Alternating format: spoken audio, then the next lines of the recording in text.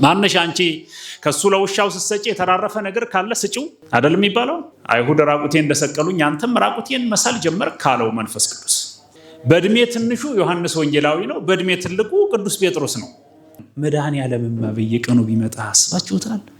እንደገና ቢገለጥ ቢመጣ እንደምትሞቱ እርግጠኛ ከሆናችሁ በአብይ ጾም በሬ አርዳችሁ ብሉ። ዮሐንስ ቀደምከኝ፣ ሂድ በቃ አደርስብሃለሁ። ልጅ አይደለ? ለ7 ተከታታይ ዓመታት ዮሐንስ አልቅሰዋል። 153 ታላላቅ አሳዎች የጴጥሮስ መረብ ውስጥ ተከተቱ። ሰንበት ትምህርት ቤት ወደድንም ጠላንም የኦርቶዶክሳውያን የሃይማኖት ትምህርት ቤት ከአሳ አጥማጅነት ይልቅ የሰውን ልጅ በወንጌል መረብነት እንዲሰበስብ እንዲያጠምድ ተጠርቶ ከሄደ በኋላ ተመልሶ ወደ አሳ አጥማጅነት መሄድ ልክ አልነበረም። እንተ ስማ ለማርያም ለሚለው ተማሪ የሥራ ፈትነት ማዕረግ የሚሰጡ አሉ። ምን ትፈልጋለህ? ማየት። ሂዳ ታጠብ፣ ተጠመቅና ዳን። የለንም ካላችሁኝማ የኔ ልጆች ሳይኖራችሁ አትኖሩም አለ። በቅዱስ ዮሐንስ ቀድሞ መሄድ አልተከፋም። ቅዱስ ዮሐንስም ቀድሞ በመሄዱ አልተደሰተም። ተደራጅተው ላለመስረቅ ተደራጅተው ይሰራሉ። በገናን የደረደሩ ጣቶቻችሁ ዕፀ በለስን እንዳይነኩ ተጠንቀቁ። እንደ ርግብ ሁኑ። ርግብ ሁን ማለትማ ዱር ለዱር ተንከራተት፣ እንስሳ ነህ፣ ነፍስ የለም፣ ስድብ ነዋ።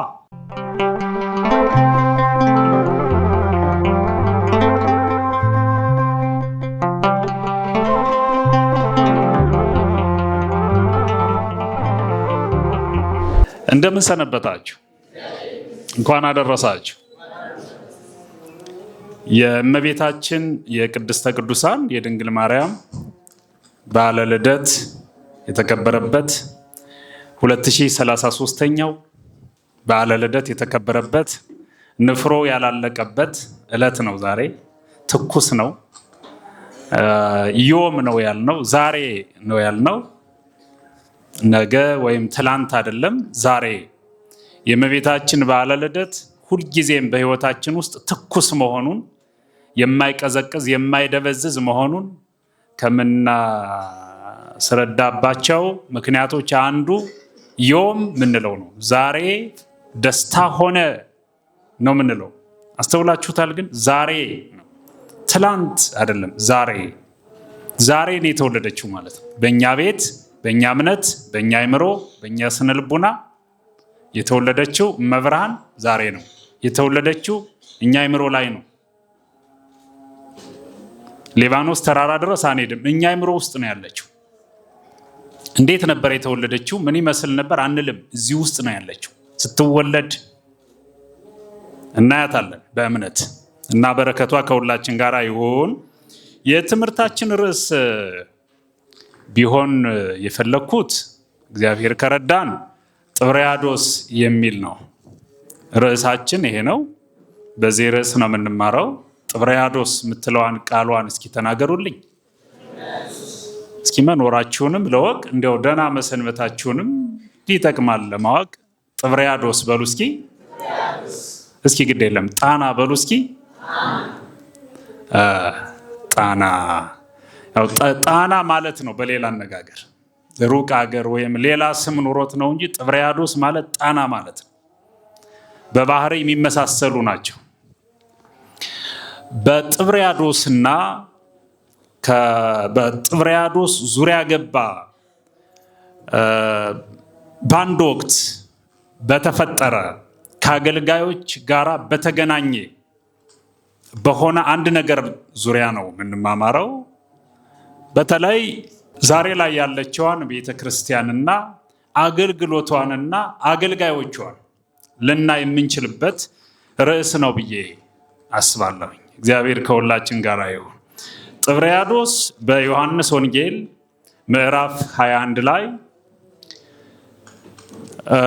የተመዘገበ ታሪክ ያላት ሰፊ የህይወት ታሪኳ ወይም የግለ ታሪኳ በሌላ መጽሐፍ የተመዘገበላት ሐይቅ ናት። መለያዎቿ አሳ ክምችቶች ናቸው። ወይም ደግሞ የጥብርያዶስ መገለጫ ምንድን ነው ከተባለ በአሳ ምርታማነት የምትታወቅ፣ አሳ አማረኝ ያለ ሁሉ ሄዶ እንደ ልብ አፍሶባት የሚመጣ፣ አንድም ቀን አሳ ፈላጊዎች አሳ አጠውባት የማታውቅ፣ እንደው ጥብርያዶስ ከመባል ይልቅ ራሷ አሳ መባል የሚያምራት ሐይቅ ናት።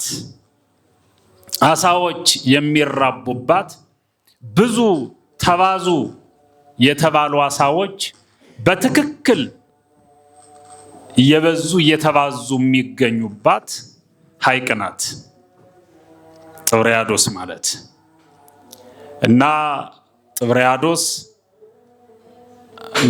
አሳ የሚፈልጉ ሰዎች አሳ ወስደው የሚመገቡባት ወይም ደግሞ የሚመገቡትን አሳ አግኝተው የሚወስዱባት፣ በሌላ በኩል ደግሞ አሳ የማጥመድ የመረብ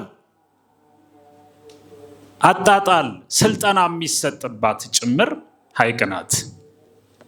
ስለዚህ ስለ ስራውም ትምህርት የሚወሰድባት፣ ስራውም በተግባር የሚታይባት ሐይቅ ናት። እንግዲህ ጥብርያዶስም በቀላሉ እንደዚህ ካየናት ይበቃታል።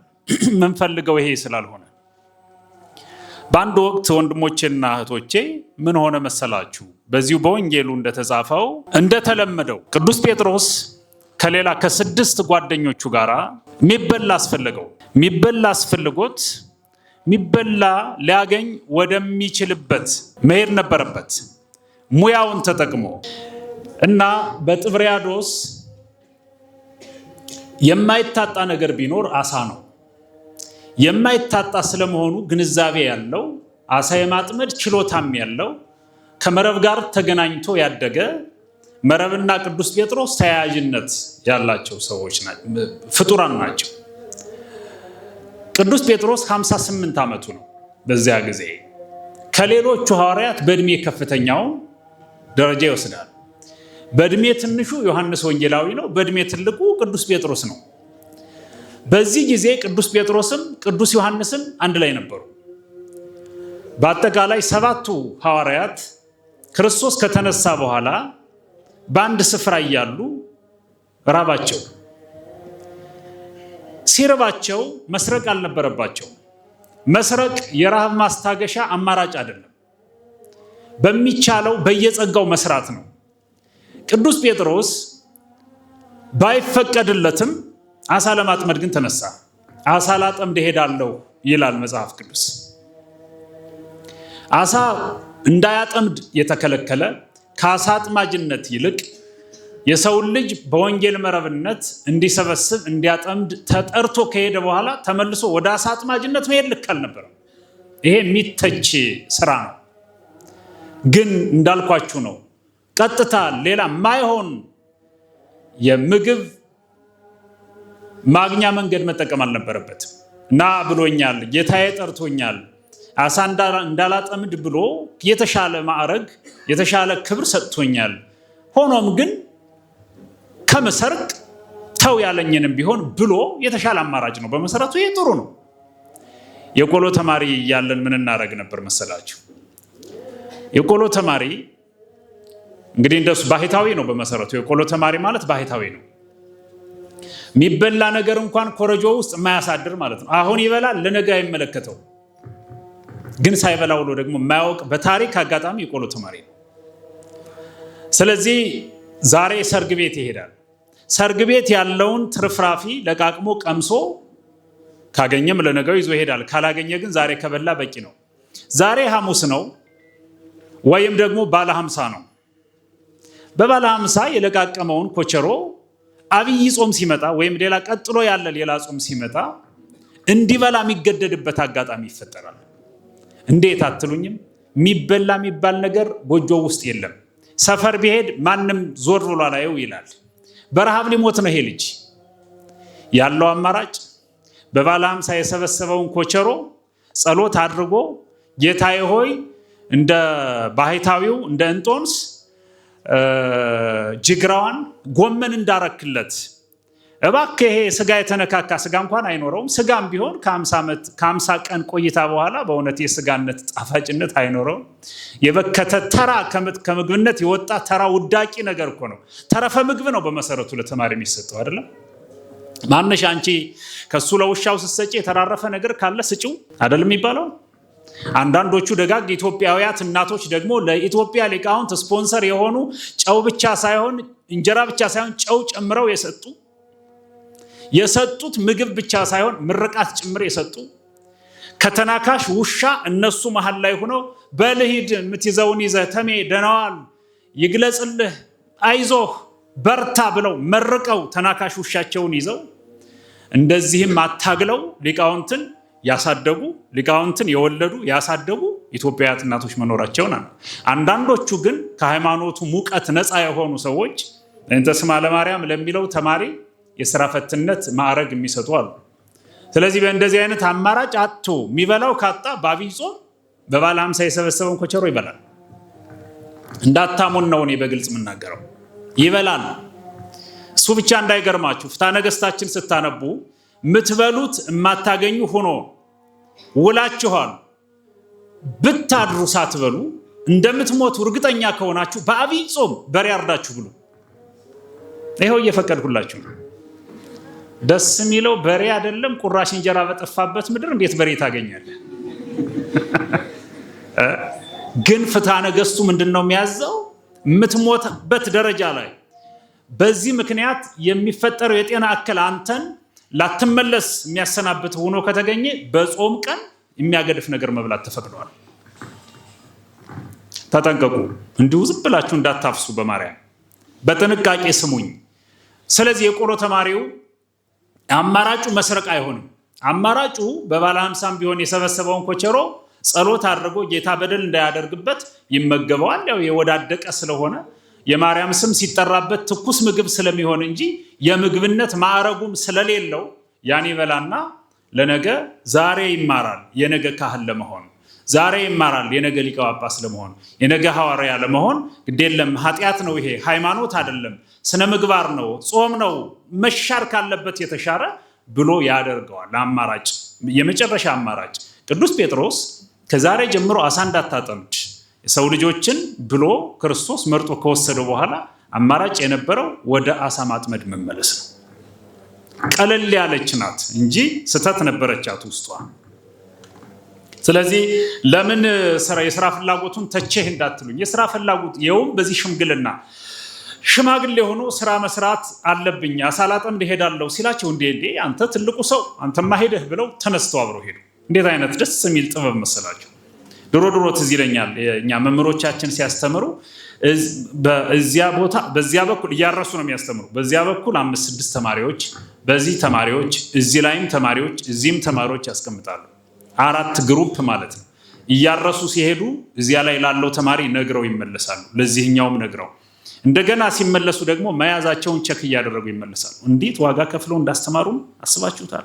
በረከታቸው ይድረሰን በእውነቱ። እንደዚያ ነው እና ይሄ ጥበብ ነው። እንደዚህ ሲያርሱ አንዱ ጎልበት ያለ ተማሪ እንዴንታ እርስዎት ይቀመጡና ያስተምሩ፣ እኔ አርሳለሁ፣ እኔ ቆፍራለሁ፣ እኔ አጭዳለሁ ይልና ይቀበላል። የኔታ ቁጭ ብለው ማነህ ና ካሉ ግን ተኔ ምን ራሱ አይሰራም እንዴ ነው የሚለው። የኛ ሀገር ሰው በተለይ ማንኛውም የኛ ሀገር ማህበረሰብ ቢቻል እናድርግ ስትለው ነው አብሮህ ሊቆም የሚችለው። ይሄን አድርግ ካልከው ለዚህ እኮ ነው አለቃ ማን ወደው መሪ አንወድም፣ እኛ የሚያዘዘን አንወድም፣ የሚጠይቀንን ነው የምንወደው። ይሄን ብታደርጉልኝ ቅር ይላችኋል ከሚልና ይሄን አድርግ ከሚልህ የቱን እንደምትፈጽም አንተ ታውቃለህ። አልለምድብንም። ቅዱስ ጴጥሮስ አሳ ላጠምድ እሄዳለሁ ነው ያለው። ዮሐንስ አንተ ልጅ አይደለህ? እንድርያስ፣ ፊልጶስ፣ ናትናኤል ማነህ አንተ ኑ አላለም። አሳ ላጠምድ እሄዳለሁ አለ በሽምግልና። ይሄ ትልቅ ጥበብ ነው በእውነት። መሪዎች ሲሄዱ ነው የሚከተላቸው ሰው የሚመጣው። ሂዱ የሚሉ መሪዎች አይደሉም፣ አለቆች ናቸው። መሪዎች እንሂድ ነው የሚሉ፣ አለቆች ሂዱ ይላሉ። መሪዎች እጃቸው ላይ ያለ እስክርቢቶ ነው፣ ቲተር ነው። አለቆች ግን እጃቸው ላይ ያለ መዶሻ ነው። ሰምታችኋል።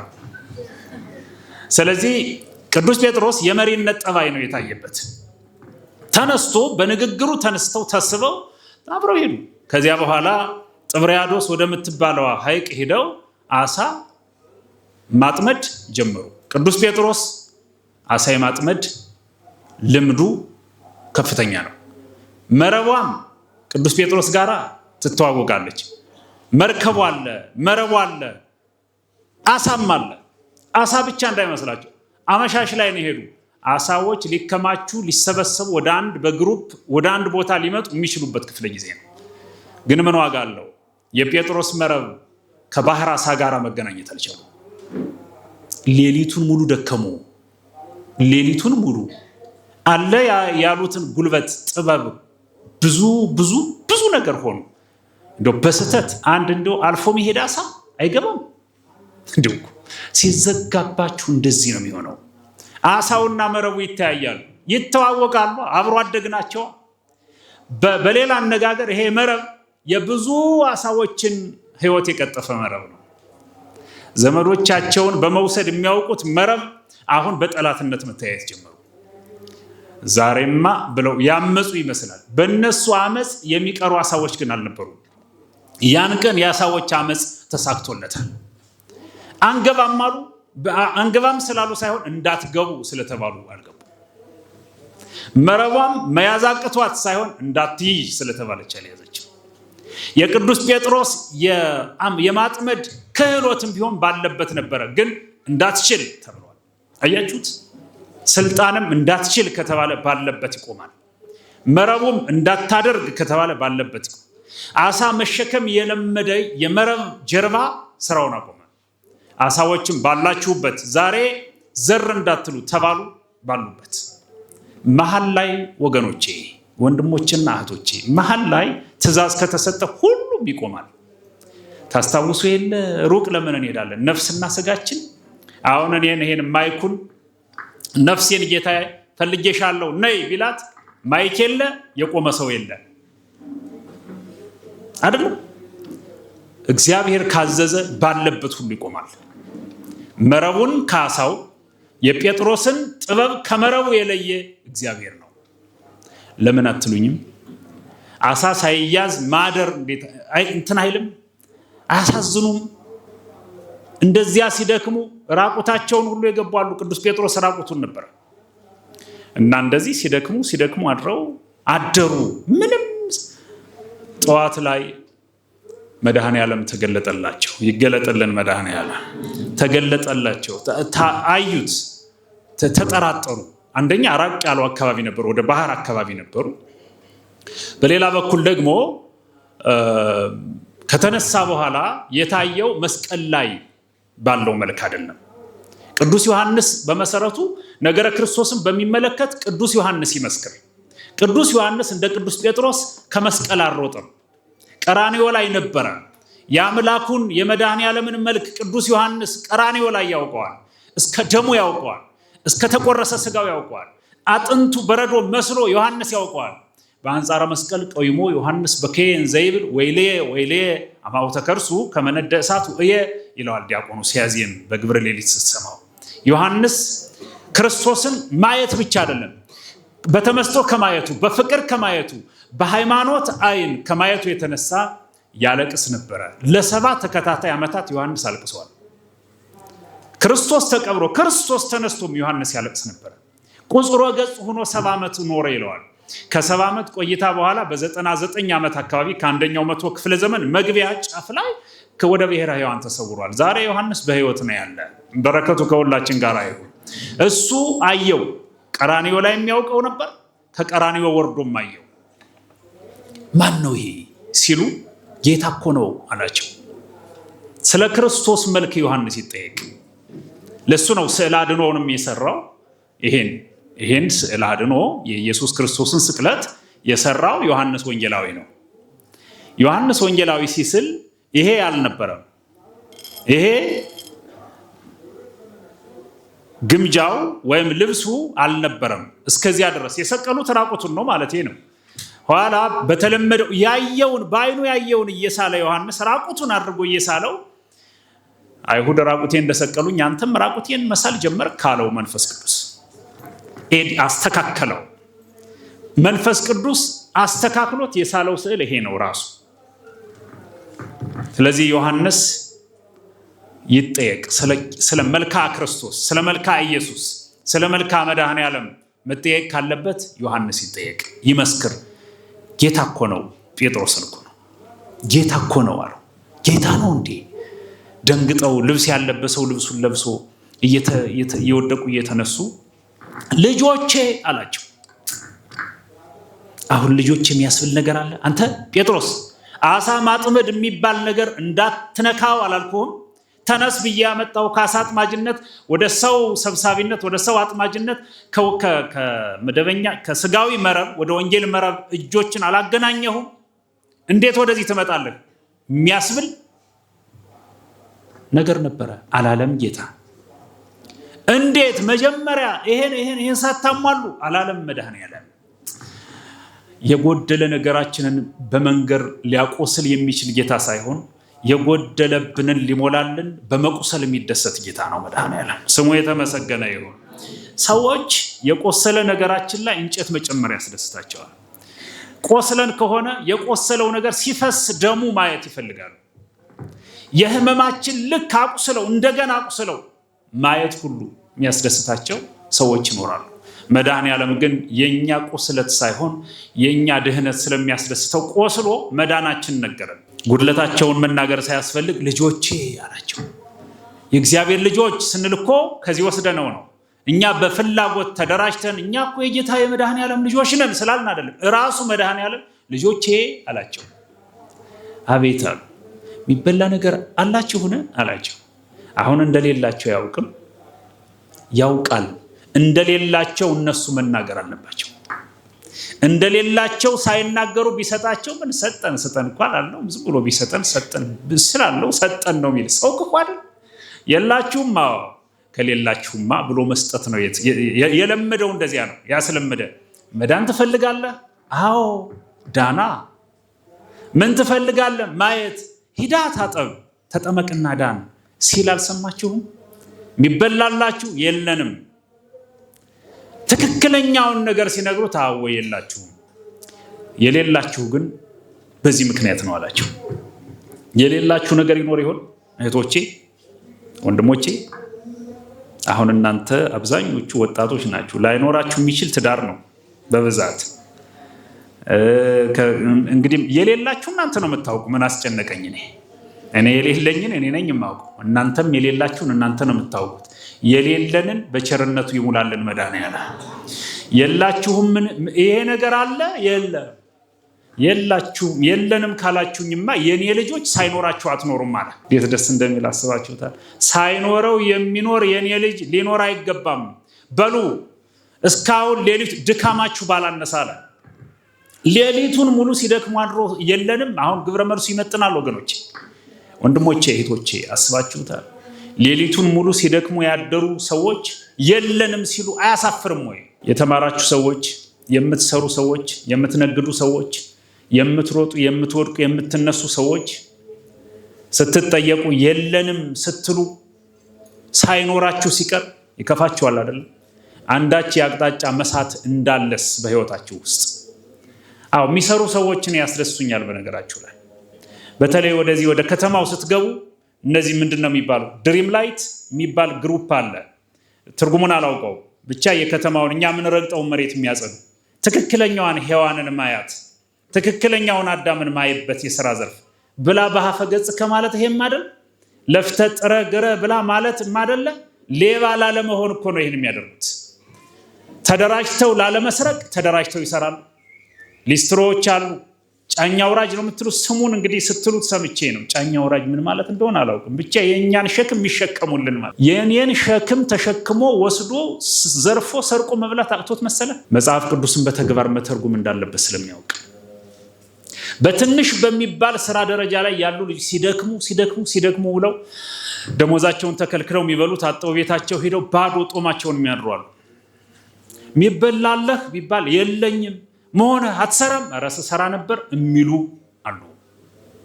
ወንድሞቼና እህቶቼ ድካማችንን ከንቱ አያድርግብን መድኃኔዓለም። የደከምናት ነገር ምናልባት ዞር ብለን እንድናይ ግን ያስፈልጋል። እና የለንም ሲሉት የላችሁም፣ ከሌላችሁማ የሌላችሁ በዚህ ምክንያት ነው አላችሁ። በምን የመረብ ያጣጣል መሰረታዊ ችግር ነው የተፈጠረው። የልምድ ጉዳይ አይደለም፣ የክህሎት ጉዳይ አይደለም ማለት ይኸውላችሁ። በልምድ በክህሎት ላይ የተመሰረተ ጽድቅ የለም። ሃይማኖትን መሰረት ማድረግ ያስፈልጋል። ስትወጡ መድኃኔዓለም እርሱ ሲጀመርም አንተ ጴጥሮስ አሳ ለማጥመድ ወደ ጥብርያዶስ ከመሄድ በፊት ጌታ ሆይ ምንበላውን ስጠን ብለህ መጠየቅ ነበረብህ። አንተ በራስህ ጊዜ መሄድህ ክፋት ባይኖረውም ነገር ግን ከኔ ጋር የተገናኘ ነገር አልነበረም። ስትሄድ ከሄድክ በኋላም ደግሞ መረቡን ስጥል ያደርከው በማይሆን ስፍራ፣ በማይሆን አቅጣጫ፣ በማይሆን ስሌት ነው። በልበል አሁን ወደ ቀኝ መረቡን ጣል ተባለ። ቅዱስ ጴጥሮስ ፈጥኖ እንዲህ ራብ ያደረበት ሰው ፍጥነት ውስጥ ፍጥነት ነው። መፍትሄ የተባለውን ነገር የተነገረ ጊዜ መቆየት አላስፈለገም። ፈጥኖ ሲጥለው ወንድሞቼ እህቶቼ ስቦ ማውጣት እስኪያቅተው ድረስ 150 ስንት አልኳችሁ? 153 እግዚኦ አንድ ጊዜ እኮ ነው። 153 ታላላቅ አሳዎች የጴጥሮስ መረብ ውስጥ ተከተቱ። እንደው መረቧ እንኳን እዚያ ስትልፈሰፈስ የሞተ አሳ እንኳን እንደው ሳትነካድራ እንደው ጉባብል የሆኑ እነዚህ ልጅ የሆኑ ትናንሽ አሳዎች እንኳን በስተት ዘው ብለው ሳይገቡ ጦመኛ ሆነ አክፍላ ያደረች መረብ አንድ ጊዜ 150 በህይወት ታሪኳ ሆኖላት ያውቅ። አሳ ከ153 አሳ አይደለም 50-60 አሳ ሊይዙ ይችላሉ። አንድ ጊዜ ያም እንደው አሳ የምታጠምዱ ሰዎች ታውቃላችሁ። 153 ታላላቅ አሳዎች ይላል መጽሐፍ ቅዱስ። ጥቃቅኑን ሳይቆጥር ነው ይላል ተርጓሚው። ጥቃቅኑ ቢቆጠርማ ወደ 300 አሳ ነው። እንዴት አድርጎ ያውጣው ጴጥሮስ? የሰው ኃይል የጭማሬ ኧረ ጴጥ ማነህ? ዮሐንስ ወጣትም አይደለ አንተ? እንድሪያስ ማነህ? ፊልip ኧረ እርዱኝ። ይኸውልህ ሲሰጥህ የሰው ያለህ ነው የምትለው። ማትረፍረፍ ይችላል መድኃኔዓለም ስሙ የተመሰገነ ይሁን። ሆዱ ገና ሳይበላ እንደሚጠግብ እርግጠኛ ነኝ። የጴጥሮስ ሆድ ያደረ ሆድ በማየት የሚያጠግብ ተመስገን የምትል ነፍስ፣ በቃኝ የምትል ነፍስ ተፈጠረች። ስለዚህ ከፍተኛው ችግር ምንድን ነበር ካላችሁኝ፣ የአቅጣጫ መሳት፣ የእሳቤ መዛነፍ፣ የአእምሮ ውድቀት ነው። እኔ የምላችሁ ወንድሞችና እህቶቼ እንደው ቤተ ክርስቲያን ግን ጥብርያዶስን አትመስልም? አልፎ አልፎ አትመስልም ስላችሁ እሷን አይደለም፣ እሷ ራሷ ስንዱ እመቤት ናት። እንከን አልባ የምትባል ቤተክርስቲያን ነች። በስተት እንኳን ቤተክርስቲያን ከተቸው ምላሴ ከጉረሮዬ ከትናጋዬ ትጣበቅ ማለት ይገባኛል። ቤተክርስቲያን ዝግጁ ናት፣ ስንዱ ናት፣ ምልይት ናት። በቤተ ክርስቲያን ውስጥ ያለው ግን እንደ ጥብርያዶስ የሚሆን ይመስለኛል አልፎ አልፎ። ከምን ልነሳ? አውደ ምሕረቱ እንደ ጥብርያዶስ አይነት ነገር አልገጠመውም ብላችሁ ታስባላችሁ?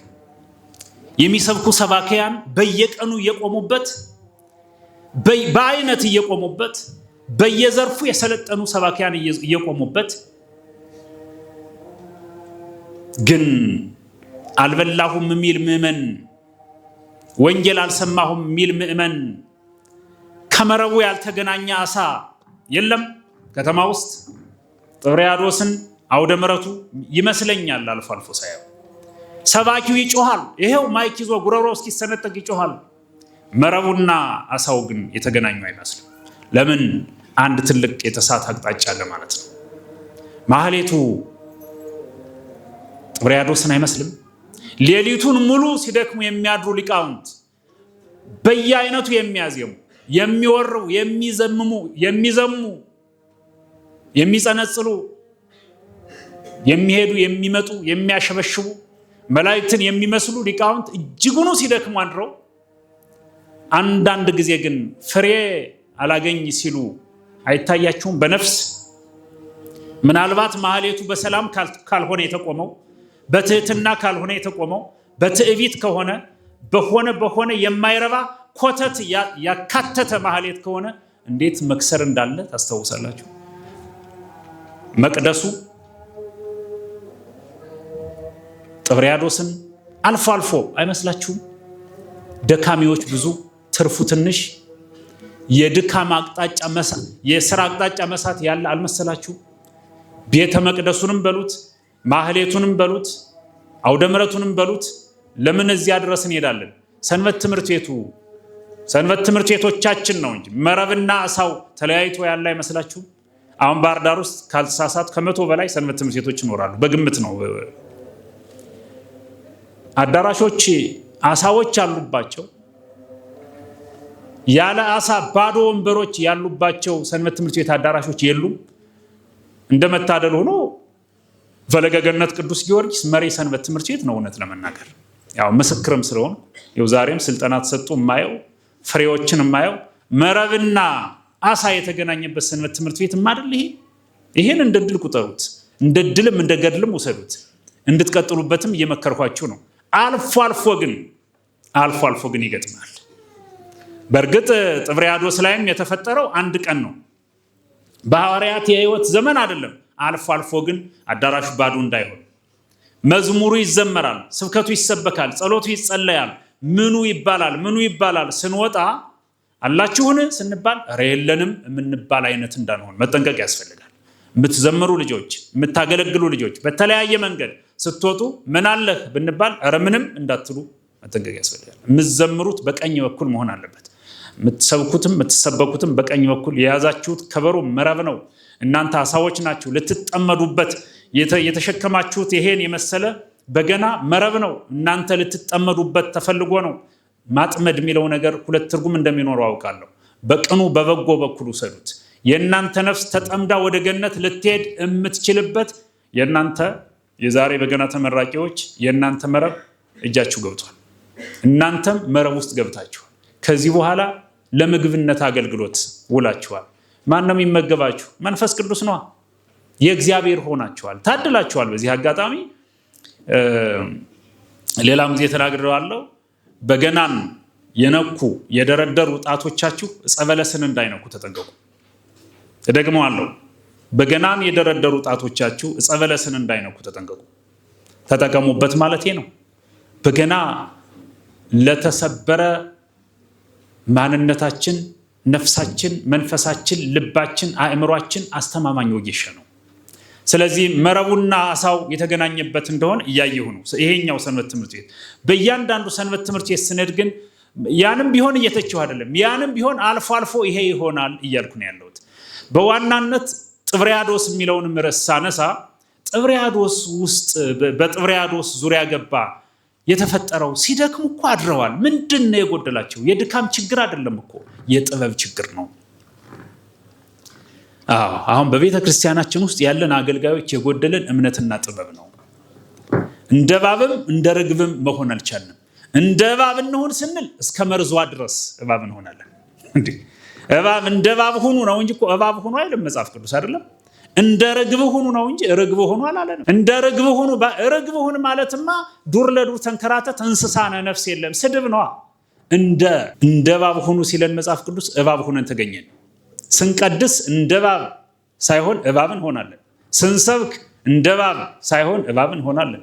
ስንዘምርም እንደዚያው፣ ስናገለግ ስንመራም እንደዚያው፣ ስንመራም በዚህ ምድር ስንኖር እንደ ርግብ ወይም እንደ እባብ እንጂ እባብም ርግብም ከሆን ያን ጊዜ ስንደክም ውለን ስንደክም አድረን አላችሁ ብንባል ኧረ የለንም ነው መልሱ። በረከት የለንም፣ ሰላም የለንም፣ እውቀት የለንም፣ ሃይማኖት የለንም፣ የሚያሳርፍ አንዳች ነገር የለንም የምትለዋ ነገር ከባድ ናት ወገኖቼ።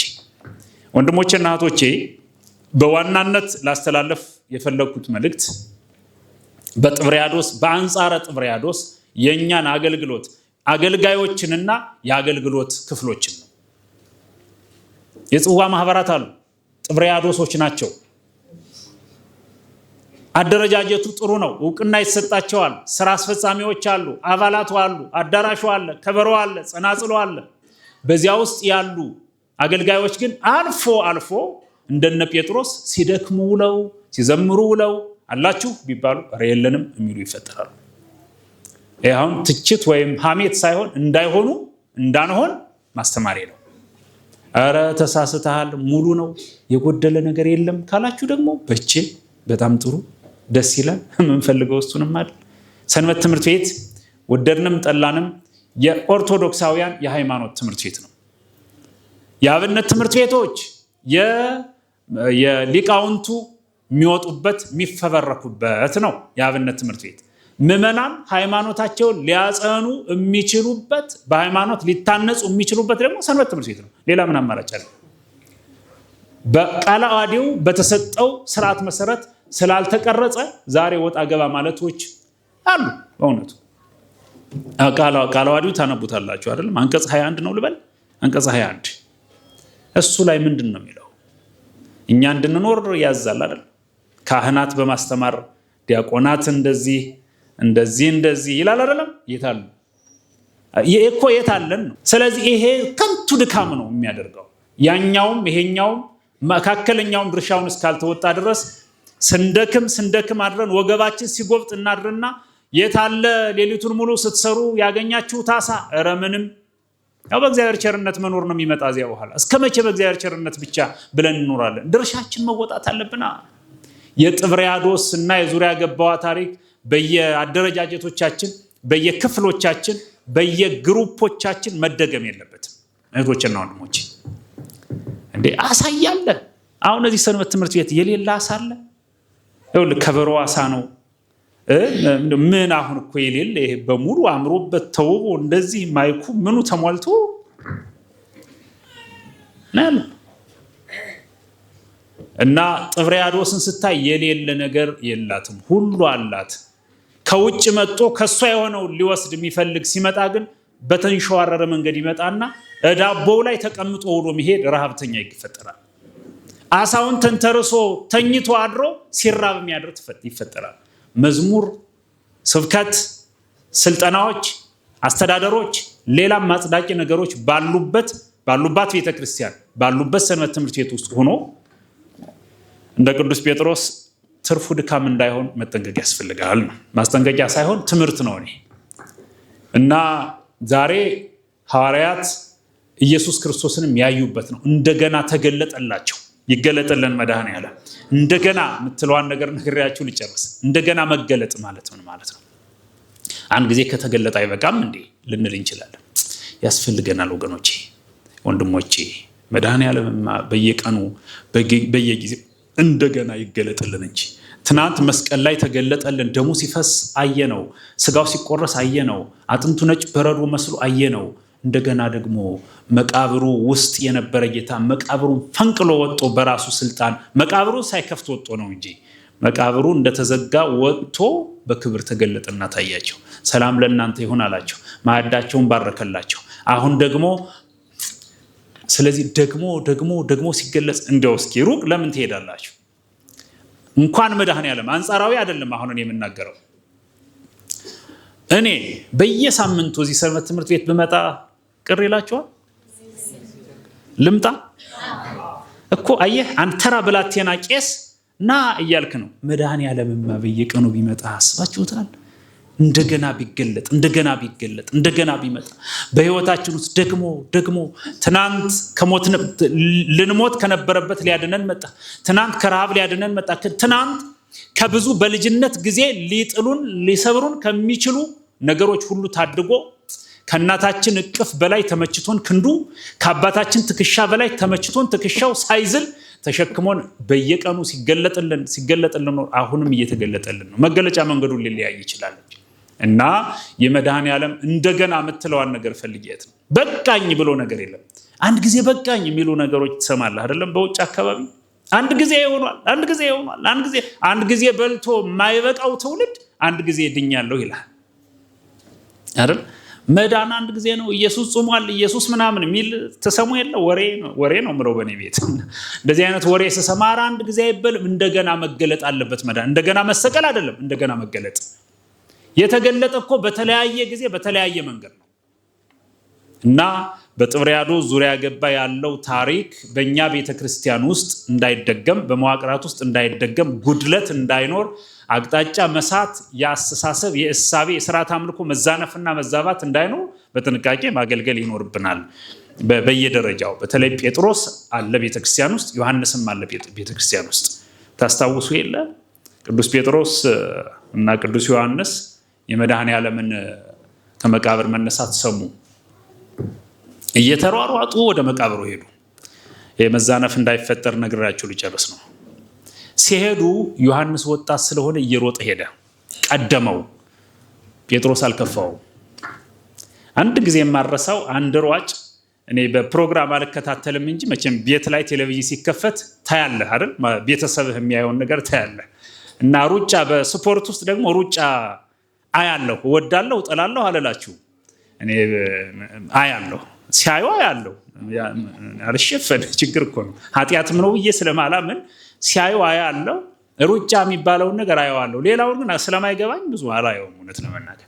እና ሲሮጥ አንድ ጎበዝ ሯጭ፣ አንድ ጎበዝ ያልሆነ ሯጭ ስቦ ሲያሰናክለው እሱን ጥሎት ሲያልፍ አይቻለሁ። የሆነ ጊዜ ትዝ አይላችሁ?